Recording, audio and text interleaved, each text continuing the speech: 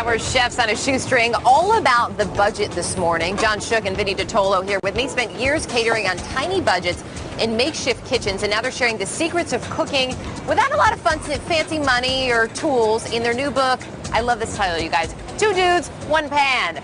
They're used to a challenge, but beyond the 1 pan challenge, can they actually make a 3-course meal for 4 on our $40 budget? Well, as usual, 1 lucky audience member is going to get in the running now for a $100 dining gift certificate. That's if our audience member can guess what you guys spent within 25 cents. So first, let's find out what's on the menu, John and Vinny.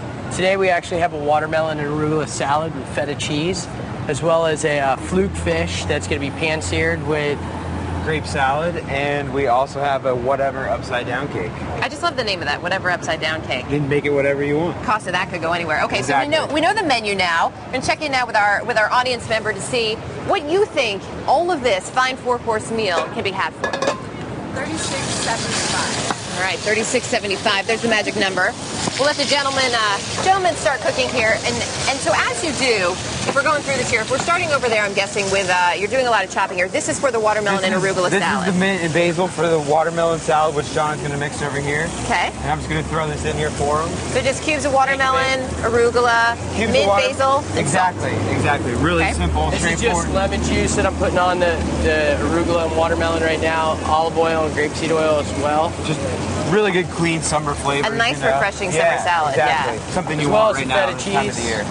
And not too sweet with the watermelon, because sometimes I know too sweet in a salad can be tough for people. Yeah. Well, you get a nice balance because of the sweet and the salty, and if you don't like the sweet, you can omit that and make it tomatoes. Yeah. And the pepper from that arugula probably gives really it a nice punch. Yeah, it's really nice. So as your pan searing here in your 1 pan, by the way, can you really make all the recipes in this book with 1 pan? You can.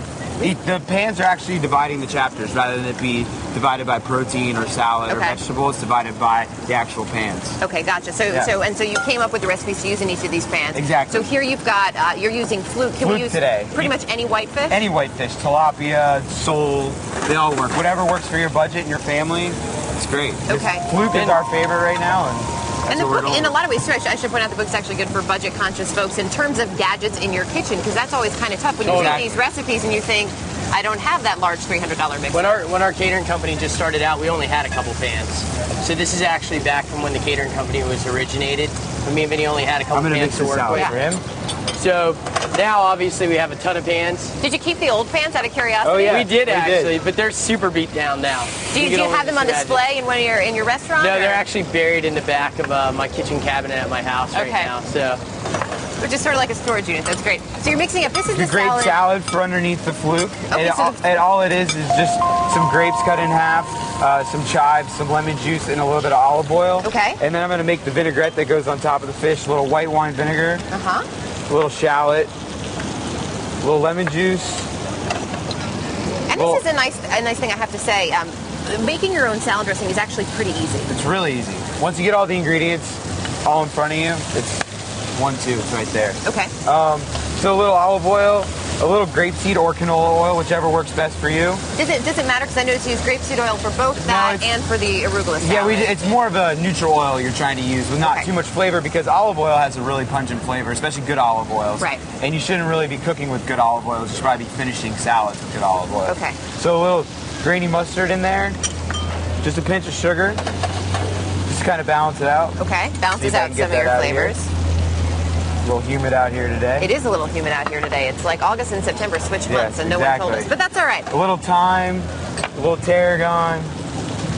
Did you guys have a tough time getting started out? Because, you know, you're not your typical chefs. You're kind of, I think you call yourself the renegade chefs, right? You did things your own way. Was it tough to get started?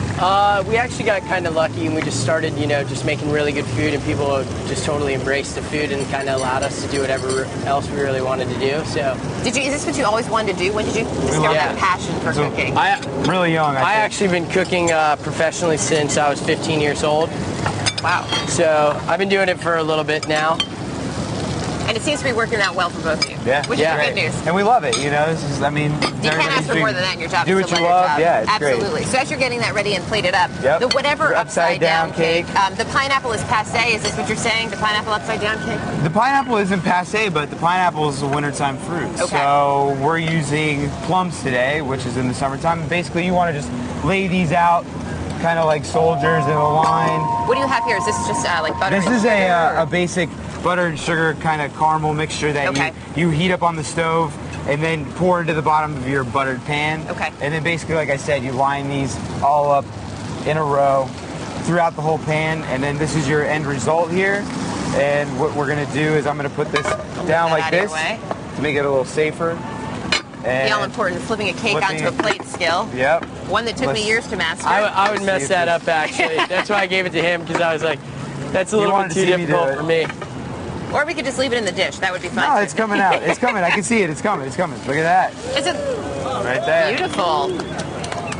And it's still warm. Okay, and it smells delicious, I have to tell you. And I have this for you as well. Look at this. I'm so happy I got to take over the cooking segment this morning, Chris. Bringing in two more dudes and a woman. Sorry, here we go. So now we got 4 dudes, 1 pan, 1 woman. Right. Do it. I don't even want to know what's going to happen with this. All right, as all the dudes and the women start testing the food, let's see how our chef I want the some of the shoestring did. upside down cake, actually. We're going to go through now the $40 budget for you to see just how close our audience member got. For the first course, remember, watermelon, $2.36. The feta cheese, about $2.49. Mint, the basil, really the most expensive thing there, $2.69. Lemons, $1.26. And the arugula, I actually can't see because it's covered on my screen, but you can see it at home.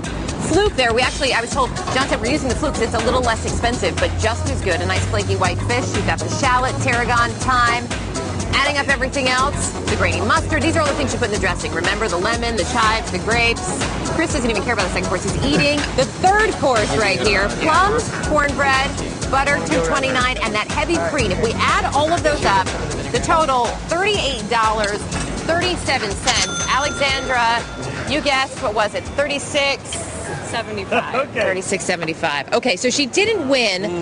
Maybe not technically, but you did win. We have for you a signed copy of 2 Dudes, 1 Pan, and a little something for you to bring home. There you go. Show your early show pride, a hat, and a shirt. And thank you for playing. See, now you can try to make that recipe at home. It's good stuff. Little price issue. Wait, a price issue? It said 37. It said 38. Did I read that wrong? Congratulations. No, it's early. No, she didn't. The early show. It's all good here at the early show.